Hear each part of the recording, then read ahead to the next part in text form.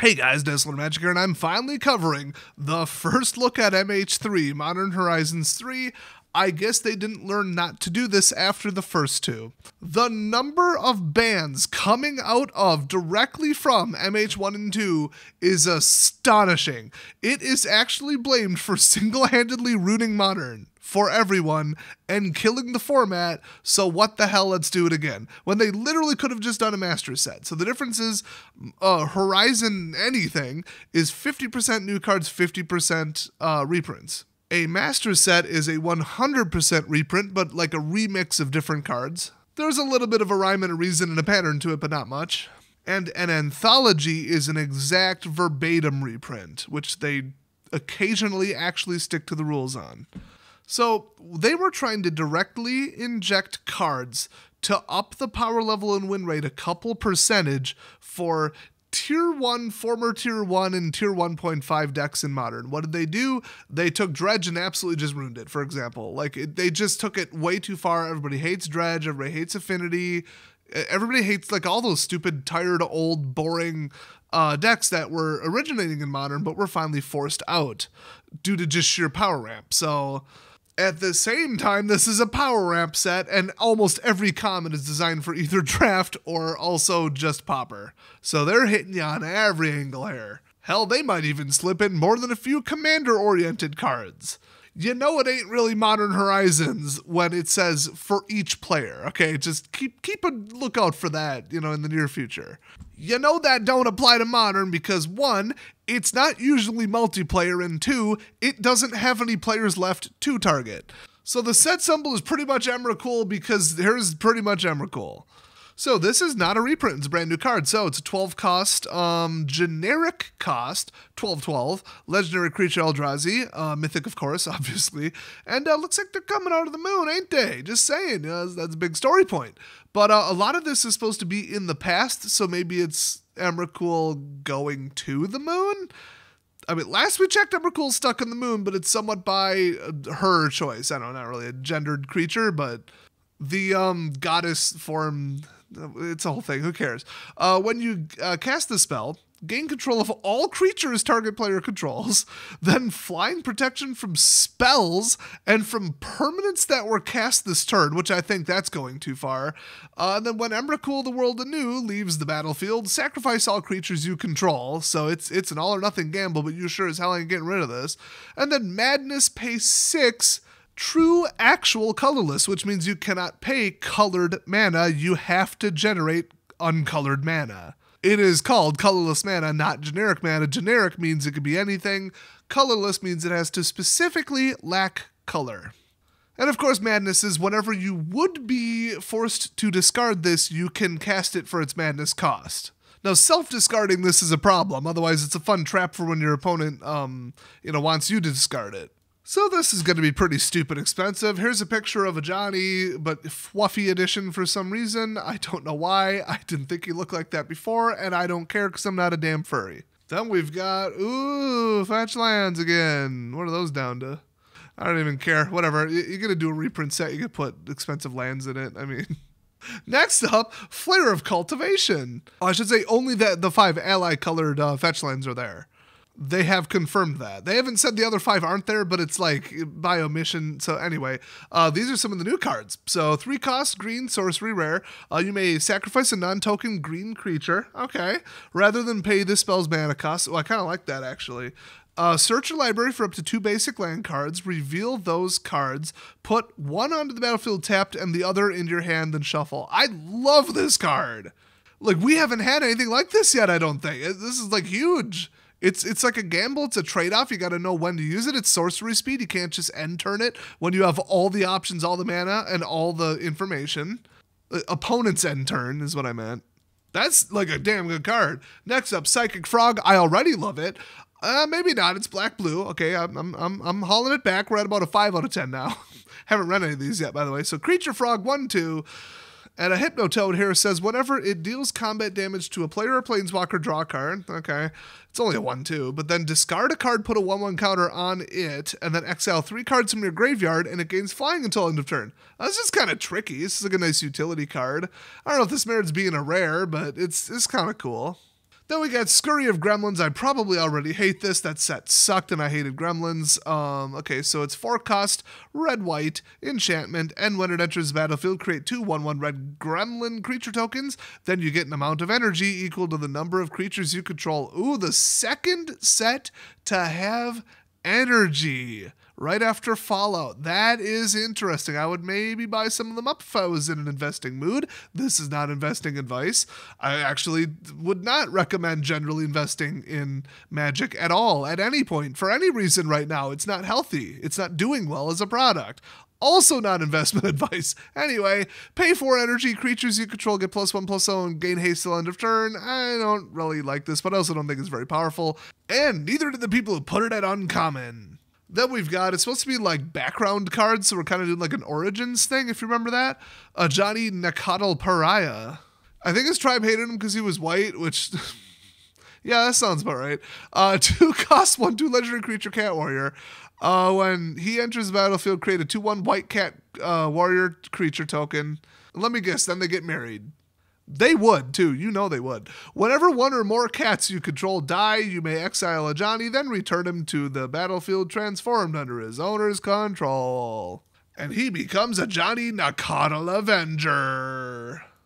This is literally Origins. Like, this is the exact same as the set, where they're like a creature on one side, then they turn into a planeswalker. Like, they're doing it. So anyway, 3 loyalty. Still a 2 color permanent. I just want to remind you of that. And then +2, put a 1/1 counter on each cat you control. That is huge, but it's really hard to flip these. Well, I'm not actually looking at it's not that hard, but I mean, why, if they're going to blow something up, why would they not target him? So you just get it killed in combat, I guess? Go lifelink heavy? I would go all cats. I mean, take that cat stack from a while ago, which is currently the wrong colors, but add a color and you're all set. But anyway, 0, create a 2/1 white cat warrior creature token. When you do, if you control a red permanent other than this card, he deals damage equal to the number of creatures you control to any target. Hello. There is some reference confusion there on that pronoun, but whatever. Then -4, each opponent chooses an artifact, a creature, an enchantment, and a planeswalker from among the non-land permanents they control, then sacrifices the rest. Ouch! He mad. Kitty be in a mood. You better just leave him alone. Then we got Princess Leia from the Moonanite people. Fine. I legit don't remember. I'll look it up. Okay, I looked for like 15 seconds and gave up. I don't know, whoever this is, whatever. She's like Phyrexified anyway and probably dead. So that's her, I don't know, breaking into a house, and this is her wrecking a library or something, or steal, I don't know. The only interesting thing about her is that she's the one who very primarily helped Emrakul get trapped in the moon. Cause she be doing that moon magic with that moon cheese, okay? She's a cheese enthusiast and I can get behind that, damn it. Too bad the Borg got her. Next up we got Layla the Blade Reforged. I think this is a reprint. Oh yeah, that's right. So this is a special guest. So it's going to be, I think, entirely reprints from Magic's history, and then the set that it was originally in will be in the background of the text box. So like we've also got Priest of Titania, pretty famous card. I hate it because Elf Ball is bullshit. It's right up there with Slivers. It's Sliver Tribal for people who've got somewhere to be in 5 minutes so want to win even faster without thinking. Then they want to show off the quote-unquote booster fun. Oh boy, it's the Eldrazi wrecking everything. That's booster fun personified. So we got, I think, Ulamog in the Plains, Island, that's Cozy Shack, Swamp. We got part-time Eldrazi Titan, full-time Shiitake Mushroom cosplayer, Emrakul, and then on the mountain we got, what, didn't I just say his name? I completely forgot. Whatever. Ulamog.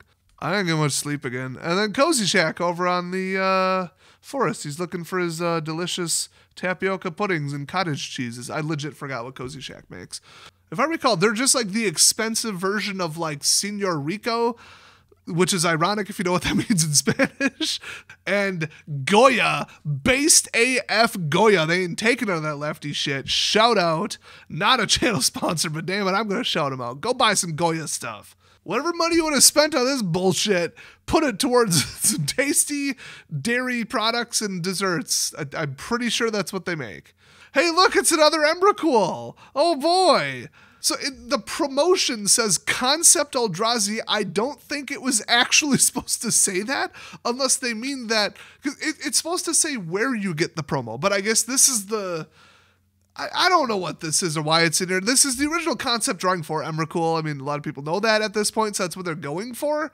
But it should say like open house or like, you know, where like, I don't get it. You know what? The Eldrazi Titans don't play by your rules. So they're calling this a borderless concept. Then next we've got foil etched, which are like actually kind of cool, but this looks like it wouldn't be. Usually the like gold colors work and the silver don't, and this is all silver, so we'll see. But you know, hey, I mean the foil etched tend to not curl, so there's gonna be a premium for that one. And then there's the serialized borderless concept, which looks traditional foil, but it's borderless and concept and serialized and possibly scratch and sniff, but not textured and not etched. Let's not get crazy. I haven't scrolled down yet. They might actually have that, and I'm going to laugh so hard if they do. Oh, nope, they move on to Ajani. Okay, so Ajani Nakadal Pariah is also going to be in... Oh, no, textured. Oh, my God. Okay, so I guess I was only half joking. Is it going to be like furry textured? Can you pet him and then be like, oh, my God, it's like a real cat. Oh, my God. Guys, the card's made with real Egyptian cotton. Guys, if you scratch the card, it's scratch and sniff. It smells like a white guy with dreads. I'm not saying it'll smell good. I'm saying it'll smell accurate. Okay, then we've got Flare of Cultivation, Frame Break. Okay, sounds like something Yu-Gi-Oh would do. So this is the Frame Break, which is literally just a Planeswalker thing. I guess that's no longer just a Planeswalker thing, where the Planeswalkers can break out of their frame. I could barely read this damn thing. Could you imagine what this is going to look like with white text on a busy-ass background that's overflowing some under, some over? Oh, this is... When this is in paper, you ain't going to be able to tell what the hell this card does. It might as well have been textless. Then we got the terrifically consistent Psychic Frog, Frame Break. I don't even care what product these are going to be in. If you care, you're clearly on the wrong channel. Then we've got Layla the Blade Reforged Frame... Wait, no, not... Nope. Borderless Profile, which they've only done once before and wasn't popular at all. So this is the, like, the side profile, you know, like literally, like the art world term profile, but also borderless. Then we've got Emrakul. Y'all gonna start thinking I Photoshop some of these. This is real, okay? I report on reality on this channel. And like 1 in 100 is an absolute clickbait trap shit post, but they're usually really funny.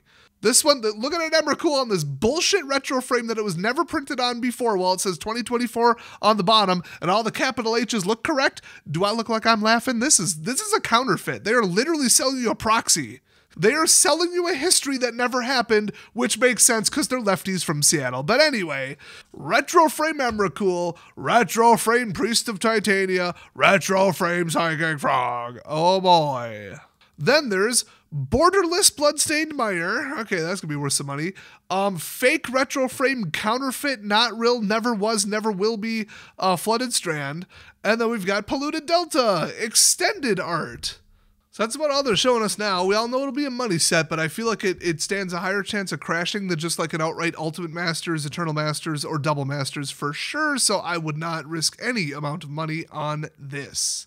So if you want to know what to avoid, we've got the Play Boosters with Fluffy Ajani. Then we've got the Collector's Booster display with, I don't know, probably some broken overpowered card. Then we got the pre-release pack, so there is going to be a pre-release with this with a full pack, not just to throw 6 at it and draft, which is kind of cool. Oh, pardon me, 3 packs at it, 24, shut up.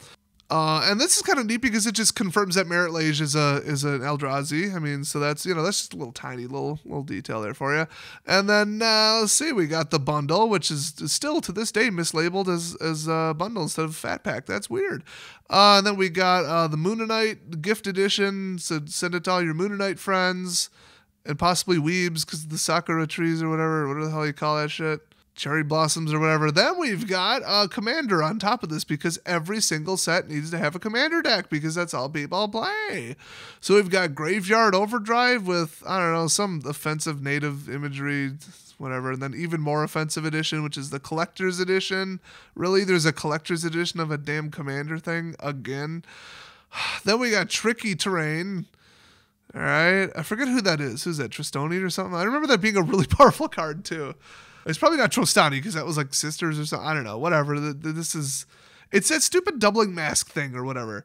Then we got Creative Energy, which let me just pause right here. Besides the unbelievably stupid imagery, I had heard, and I've seen screenshots, it may or may not have been doctored, that originally one of the two of those had the wrong mana symbol. I believe the one on the right had a swamp in the place of the island symbol, and they seem to have corrected it, or it was some kind of prank. That's kind of a weak prank because it's like, it's so realistic and believable that nobody's like, oh, haha, you got me. Like, they're just like, yeah, okay.